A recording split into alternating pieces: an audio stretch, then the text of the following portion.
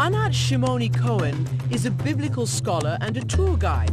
She took us to one of the only places where archaeologists, pilgrims and tourists can explore beneath this storied city. Discovered by accident in the 19th century when an archaeologist was walking his dog, this massive network of caves and tunnels is known as Solomon's Quarries. Anat, is this a natural cave? No, not at all. The quarry once provided building materials for some of the greatest construction projects in the city. So what is this great big gaping hole here? Actually, what you see here is the shape of a cut of a big stone that they usually used it in the second temple. We can see today in the Western Wall. The secretive Freemasons even believe the stones mined here were used to build something much older. They see King Solomon, the first builder. So actually, King Solomon is the founding father. The founding father, of yes, the Freemasons. of the Freemasons. The Freemasons believe that they even took from these quarry stones to Solomon's temple. And that temple, of course, was the last known resting place for the mysterious Ark of the Covenant. The 10th century BC is the last time anybody actually really sees it according to the biblical tradition.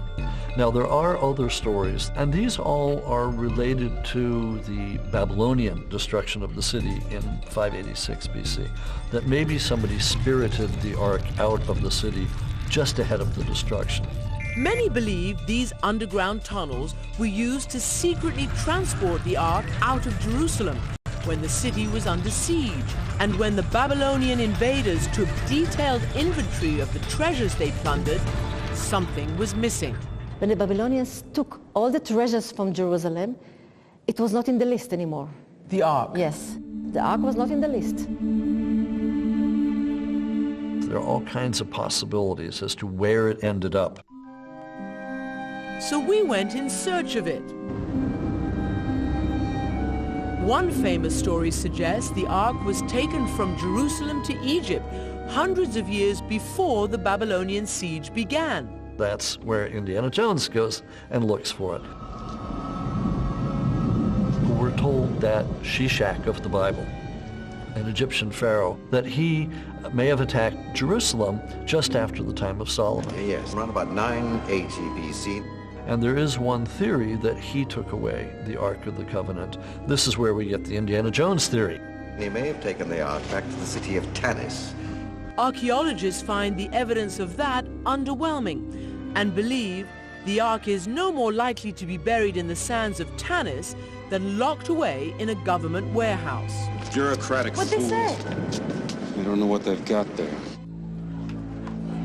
Strangely enough, our search for the Ark also brought us back to Jerusalem, to the Church of the Holy Sepulchre, the place Christians believe Jesus was crucified. Hello, very nice to see you in this beautiful, beautiful spot. We met an Ethiopian Orthodox priest named Abba Samuel, who surprisingly told us that he knows exactly where the Ark is.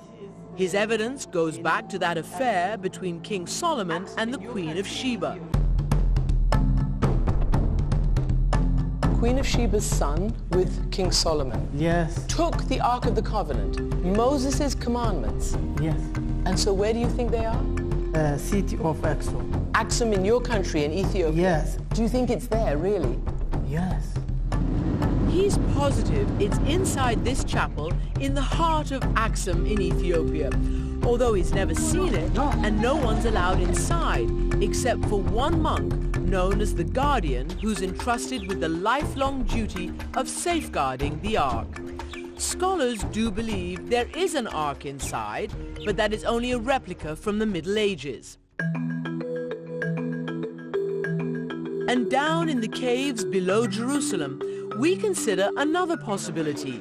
The Ark never left, but was instead hidden away in this underground labyrinth. So you think it remained in Jerusalem? Yes, now we know from the Bible another thing. One of the kings put it somewhere in the tunnels. A tunnel like this? Nobody knows. Is there But any evidence of this? No Ark? evidence, no evidence at all. Only many stories around. If only these walls could speak. They do, however, appear almost to weep, and their tears are said to tell a powerful story about the destruction of Jerusalem. The name of this corner is Zedekiah's Tears. The tears of the king. Yeah, the tears of the king. Zedekiah was the last king of Judea. Tears for the destruction of the temple. Yes, the tragedy of the nation. This was the end of the first temple period. Do we think that these tears, this mineral spring, has been running since then? Well, I think it's running since many, many years. For sure, it's more than 2,000 years old. And it's really interesting because, look, there are people here, there are people all over the place. It's still a living, breathing place, which allows the people who visit to connect with their spiritual heritage. It's important for us to touch the history of these places and to feel this energy. It makes us cleaner. Pure? Pure. Pure. In our souls. In your soul? In our souls, наших душ. Right here. Yeah. A profound revelation for these Christian pilgrims, and one often shared by Muslims, Jews, and even those who come to visit for reasons other than faith. Believers and non-believers come here. What do you think about them? Do you think they... Well, if somebody feels the energy of the place, he doesn't have to be a believer in a certain kind of tradition or certain kind of belief. But the minute he touched the stone and felt the energy, I think that in the end of the day, yes, he has something. He took something from this Holy Spirit back with him. A little belief. A little belief, yes. I don't know how long it will last, but I think a little bit, yes. Are people trying to be detectives? Are they trying to uncover something? Well, some people prefer to leave it as it is. And some people I know that still look and wants to find the Ark of the Covenant. I don't know if somebody will find it, and I don't know what's remained after more than 2,500 years. What was once a container for Moses and a weapon for Joshua, and even an earthly home for God in Solomon's time, is now something much more than that. The idea of the Ark and the search for it excites and inspires so many to explore the mysteries of our past and the meaning of the stories that live on today.